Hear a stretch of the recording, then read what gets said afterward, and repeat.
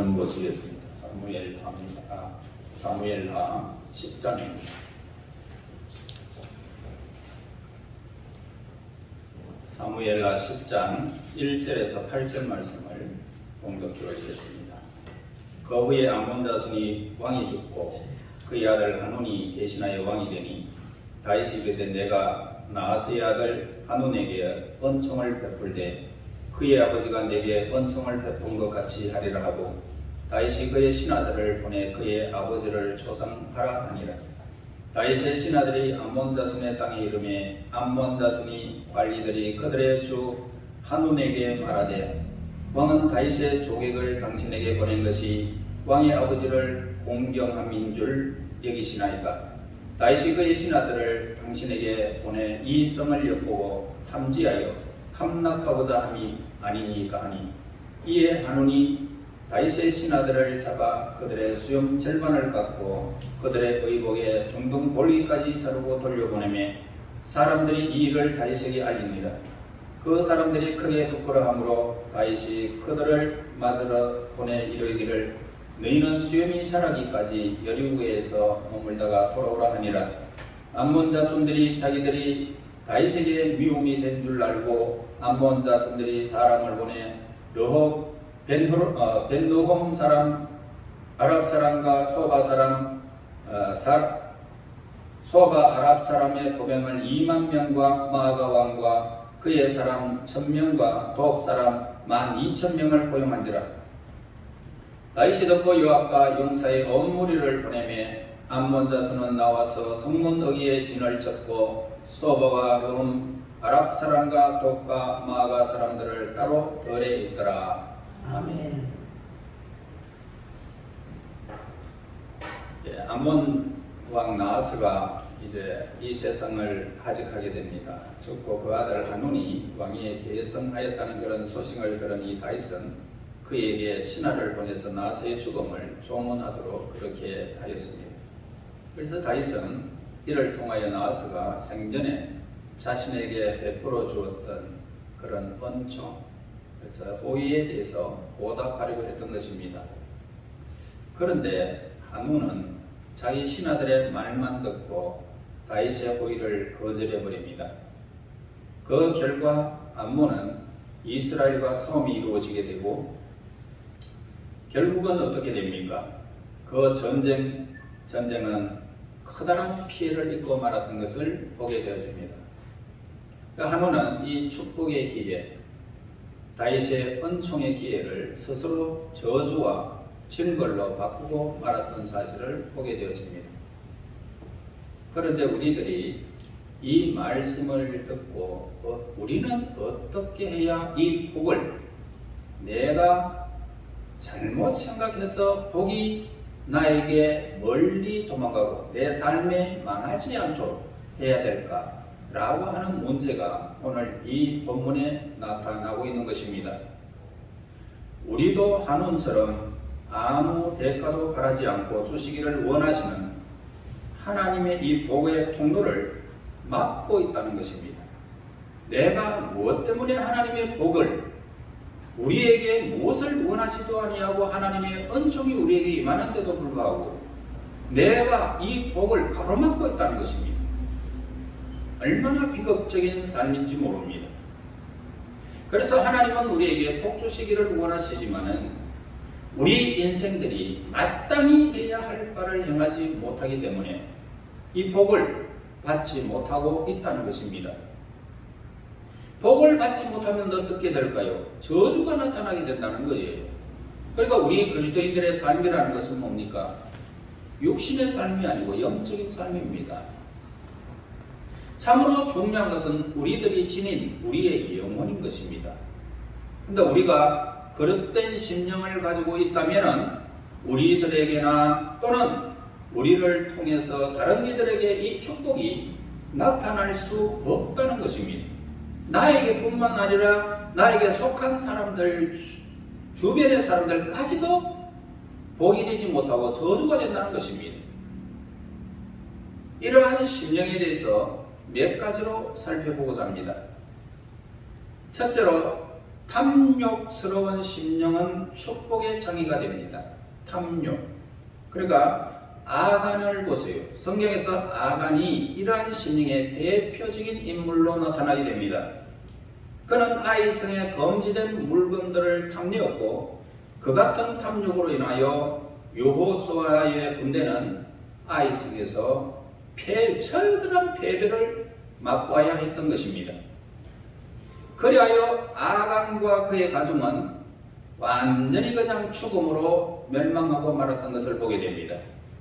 말라기에서 3장 8절에 보면은 사람이 어찌 하나님의 것을 도둑질하겠느냐? 그러나 너희는 나의 것을 도둑질하고도 말하기를 우리가 어떻게 주의 것을 도둑질하였습니까? 라고 하는도다. 자, 우리가 물질의 삶에 붙잡혀 버리면 하나님의 것도 나의 것도 분간하지 못한다는 것입니다. 우리에게 탐욕으로 말미암아 하나님의 복이 우리에게 끊어지고 말았던 것을 이렇게 말라기에서 말씀하고 있습니다. 하나님께서는 무엇을 명하실 때마다 언제나 무엇을 해주십니까? 약속을 하죠. 우리 인간에게 무엇이 필요해서 약속을 하고 있겠습니까?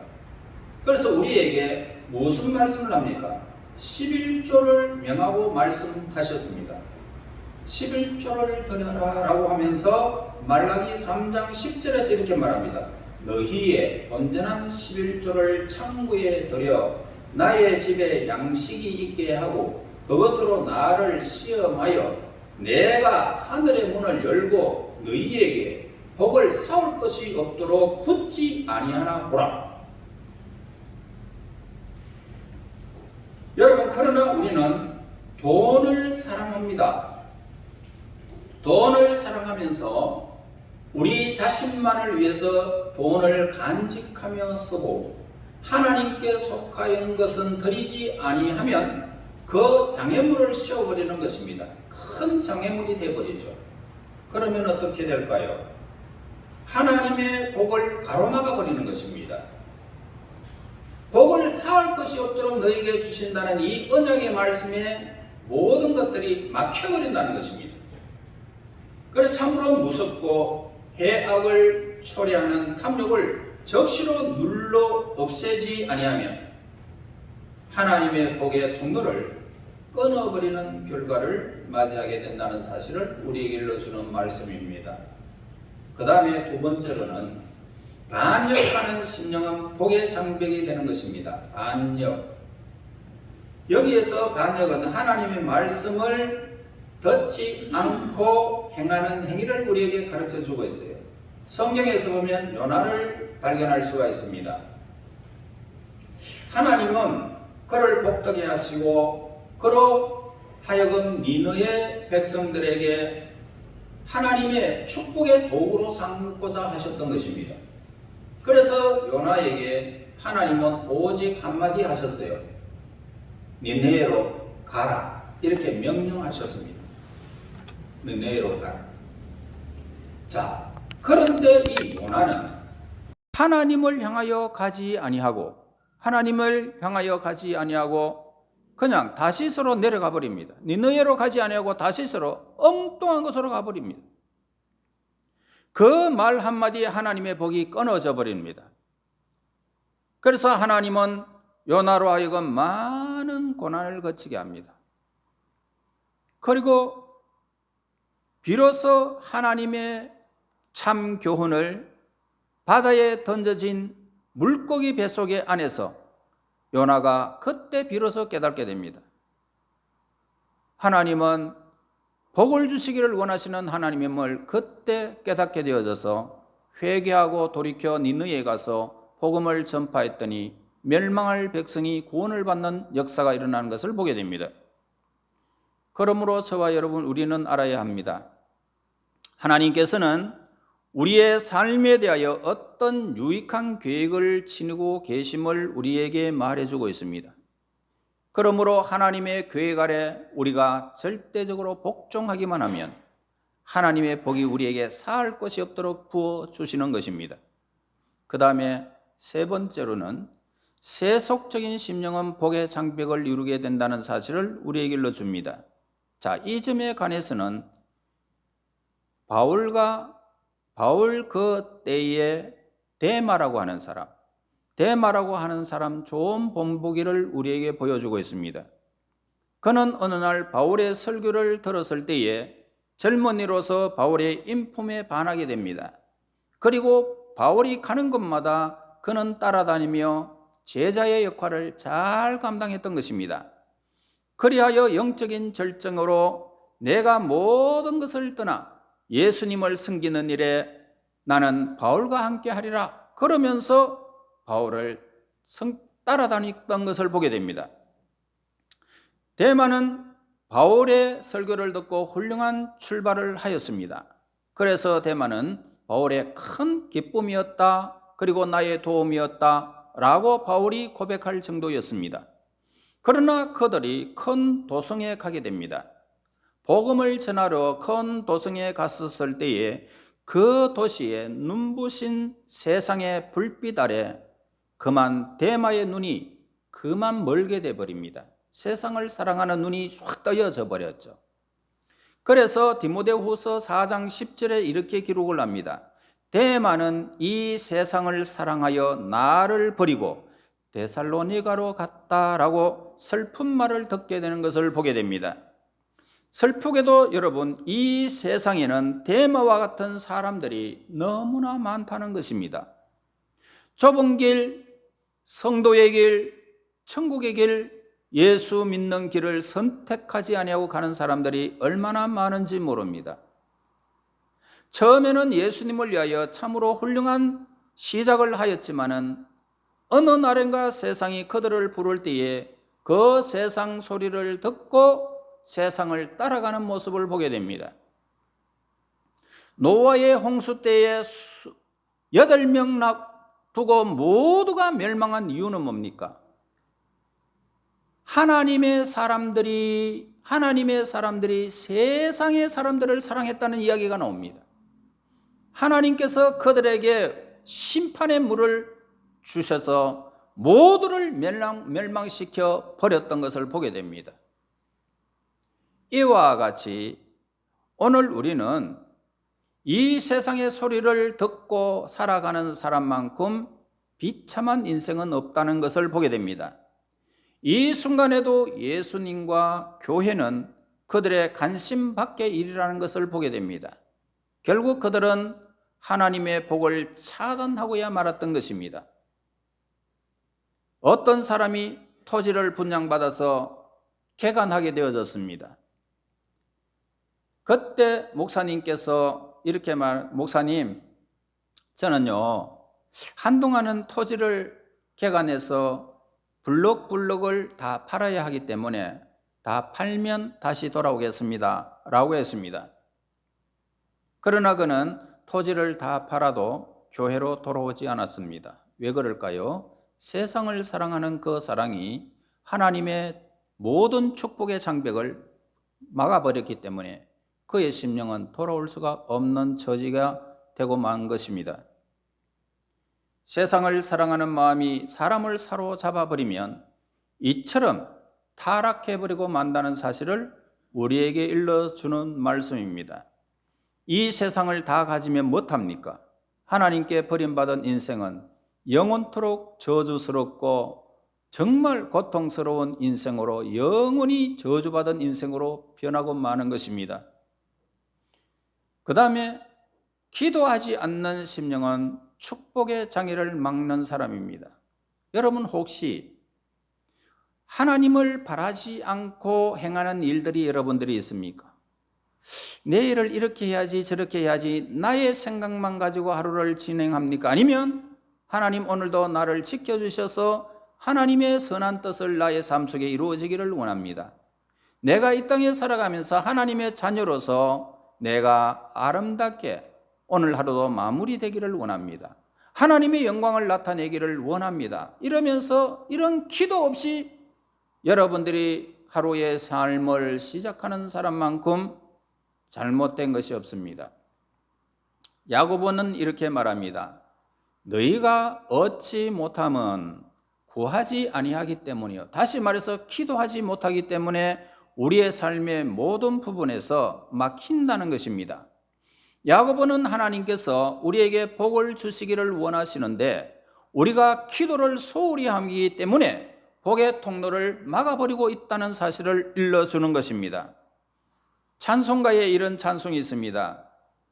시험, 걱정, 모든 괴로움 없는 사람 누군가 부질없이 낙심 말고 기도드려 아뢰세.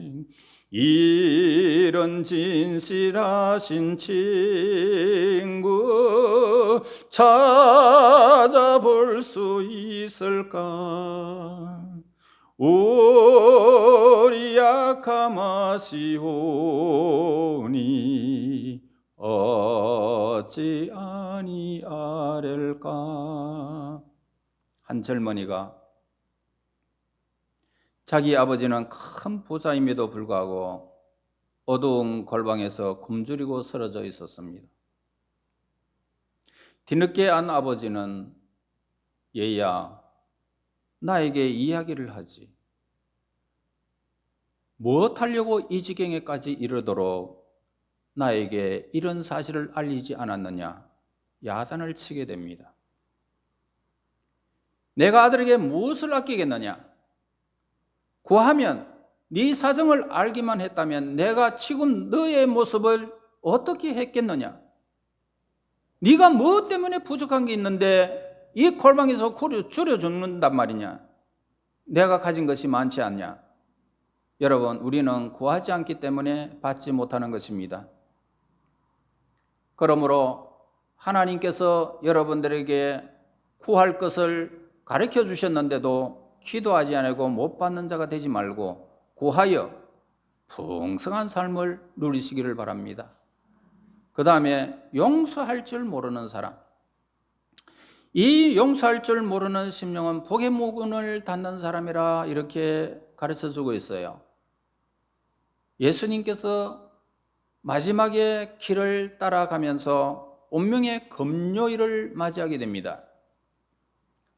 한 무리의 사람들이 예루살렘 성으로부터 형격의 길을 따라서 갈보리로 그 뒤를 따르고 갔던 것입니다.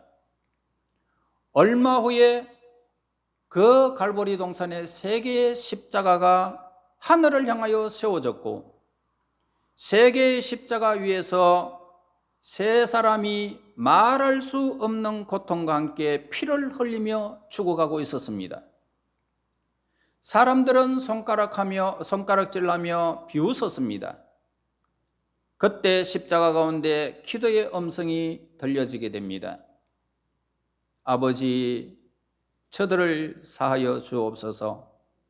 자기들이 하는 것을 저들이 알지 못하니이다. 그러면서 예수님이 하늘을 향하여 불쌍한 우리 인생들을 위하여 기도하는 모습을 보게 됩니다.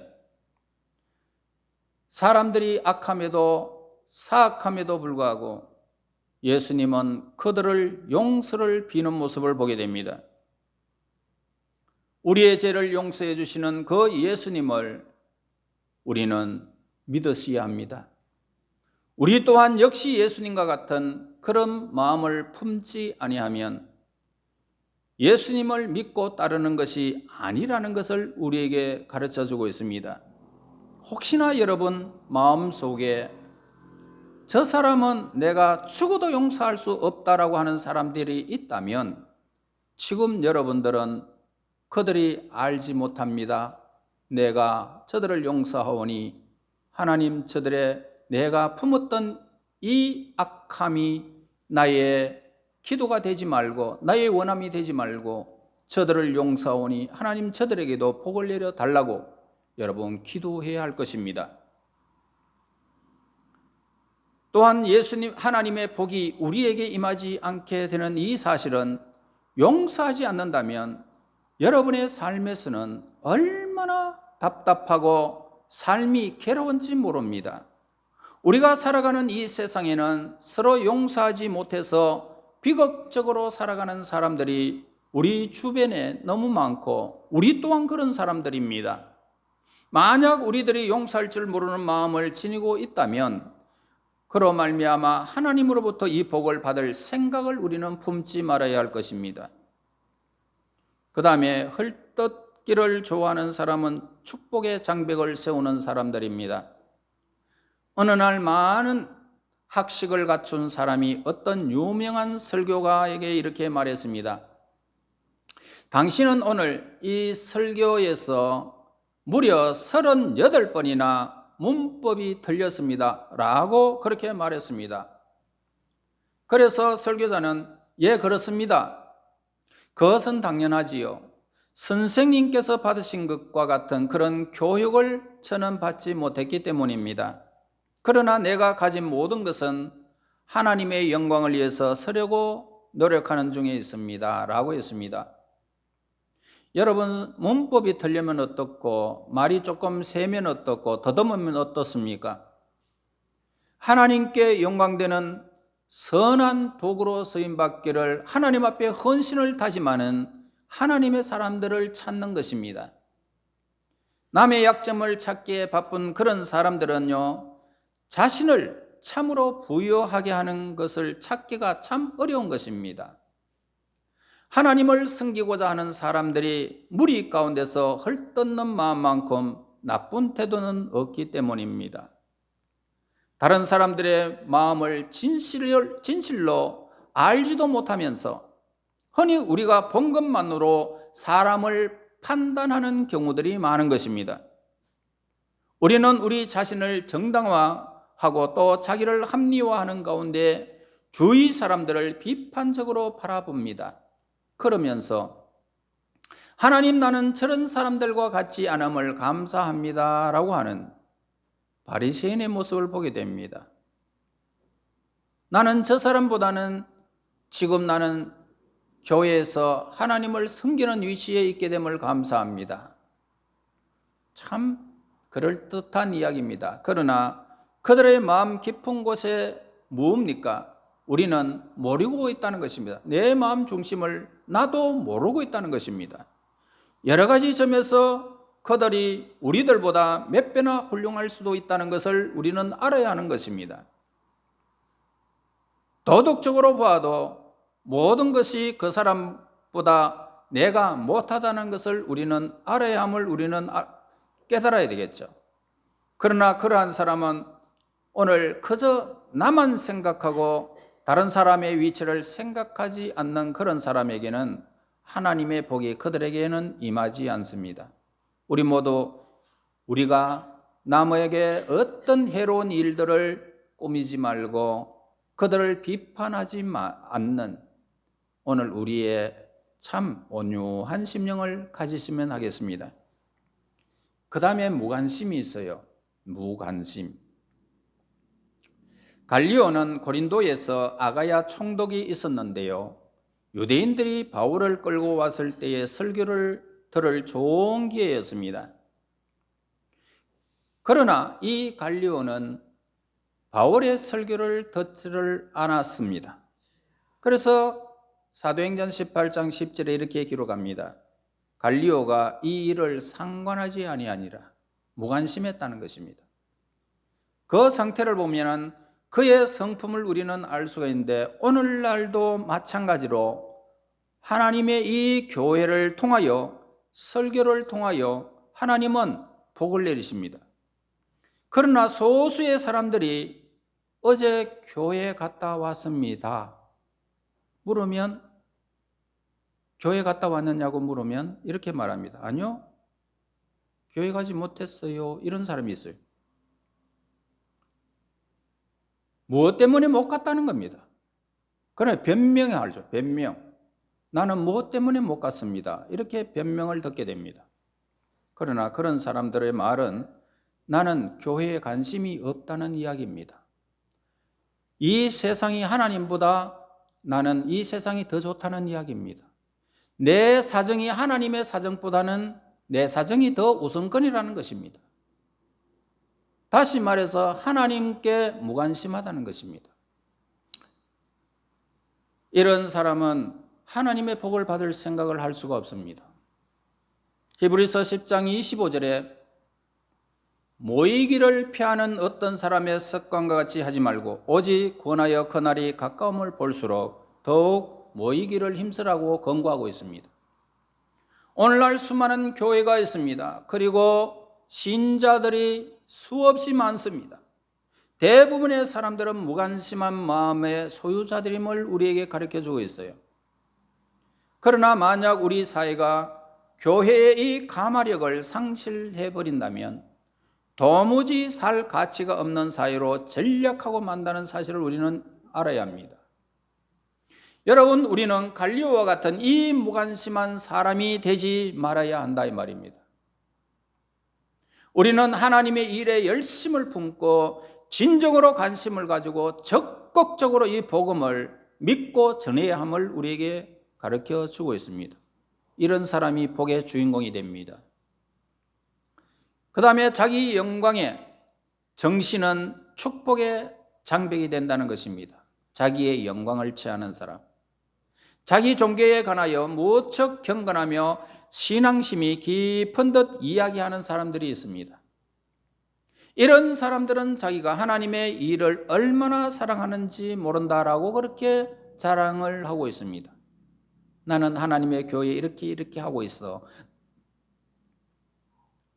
그러나요, 그들 자신이 큰 영광을 얻을 수 있는 직책을 얻지 못하는 경우에는 그 적시로 돌아서 버리는 것을 보게 됩니다. 낮은 자리에서 왜 하나님을 섬기지 못할까요? 어떤 사람은 이렇게 말합니다. 모든 봉사가 하나님 보시기에 귀하다라고 하였습니다. 모든 봉사는 여러분들이 앉아있는 그 자리, 하나님을 향하여 봉사하는 자리입니다. 이 자리가 여러분 헛되게 앉아있는 것 같습니까? 하나님이 얼마나 귀하게 보시는지 아시겠어요? 싸움에 나가서 군사들이 모두가 장군이라면 어떻게 될까요? 그 군대는 아무런 전쟁의 성과를 이루지 못한 채 적에게 패배를 당하고 말 것입니다. 사공이 많으면 배가 바다로 안 가고 산으로 가버립니다. 다시 말해서 엇박자를 이룬다는 것입니다. 여러분, 누가 교회의 지도자이며 누가 교회를 움직인 자이며 누가 교회의 중심이 될 수가 있습니까? 오늘 우리는 나라고 하는 이 존재를 하나님 앞에서 굴복하고 사람들을 섬기는 자리에 이르지 아니하면 우리는 하나님의 복을 받을 생각을 말아야 할 것입니다. 그리고 불순종입니다. 불순종의 심령은 이 복의 장벽을 이루는 것입니다. 여러분들이 성경에서 사울 왕을 볼 수가 있습니다. 그는 하나님의 백성을 다스릴 자로서 위대한 미래를 약속받은 참 위대한 왕의 자리에 이르게 됩니다. 그러나 그가 하나님의 음성에 순종하지 않았습니다. 하나님의 말씀에 아말렉과 그 모든 군대들을 그리고 양의 한 마리까지 모두를 멸살하라 그랬습니다. 죽여버려라.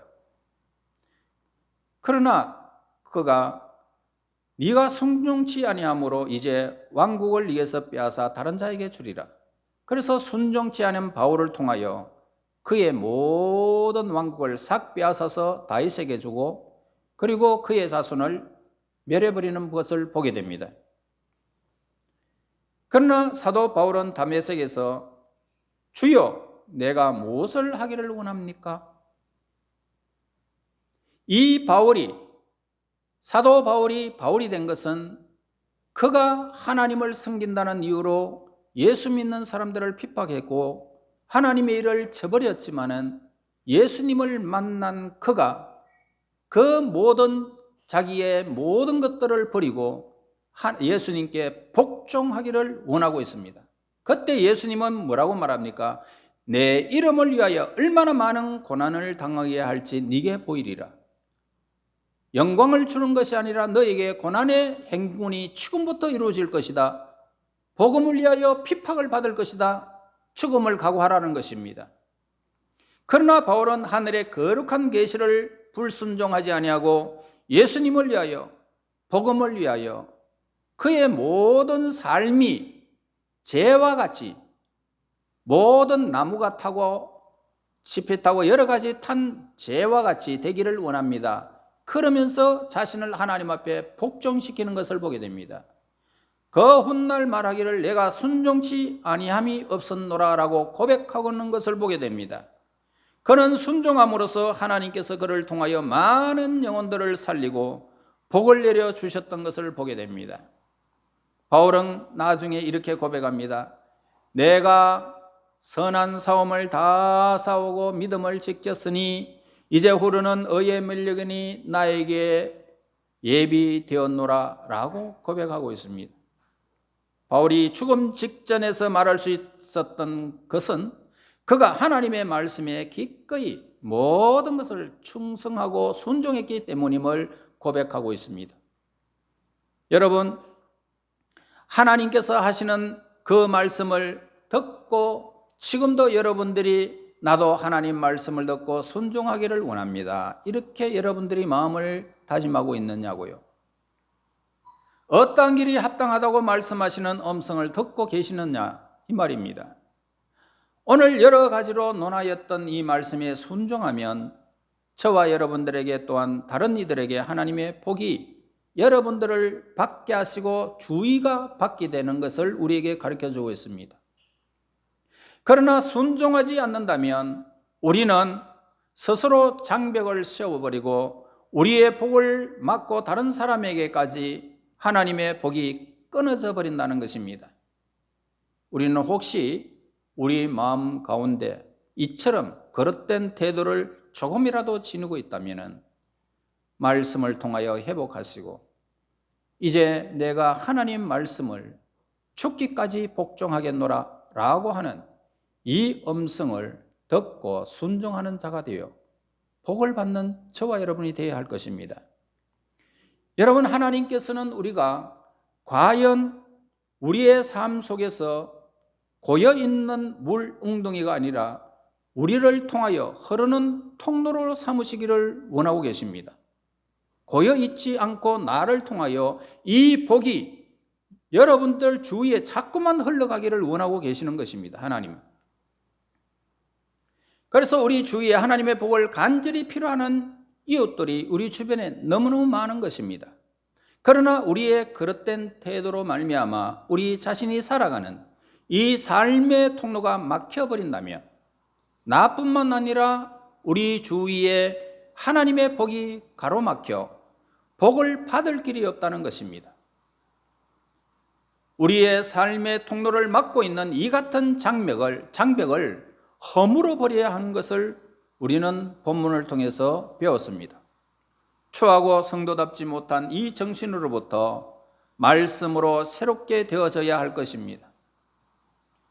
오늘 여러분과 하나님 사이를 가로막고 있는 것이 무엇인지 본문에서 몇 가지로 살펴보았습니다. 그러므로 이 본문에서 여러분들에게 교훈을 얻었다면 나는 이 말씀에 나는 순종하리라, 이런 것들을 뽑아버리리라 여러분들이 마음을 작정하신 줄 믿습니다. 그리하여 하나님의 복이 여러분의 삶과 다른 사람의 삶을 시원하게 하고 행복하게 적셔주는 그런 물길, 즉 축복의 물길이 흘러 넘치기를 바랍니다. 하나님의 말씀에 전적으로 저와 여러분 순종하여 하나님의 복의 흐름이 여러분과 여러분의 가정과 이웃에게 영원히 전달되어 하늘나라의 그 면류관의 주인공들이 되시기를 예수님 이름으로 축원합니다. 하나님 은혜 감사합니다. 우리의 삶을 통하여 하나님의 뜻이 이루어지기를 원합니다. 그릇된 사상 속에 젖어들지 않게 하여 주시고 하나님 앞에서 우리의 삶을 온전히 살피게 도우시며 하나님께 복을 받은 하나님의 백성들을 본받아 그 길을 걸어가게 하옵시고 하나님, 어긋나고 잘못된 사상들을 버리고 이제 하나님께서 원하시는 일을 위하여 언약의 주인공들이 되어져서 삶의 수많은 하나님의 복의 흐름이 우리 하나님의 백성들과 이웃에게 영원히 흐르는 복에 권한되는 하나님의 사람들 되게 인도하옵소서. 예수님 이름으로 기도하옵나이다. 아멘. 440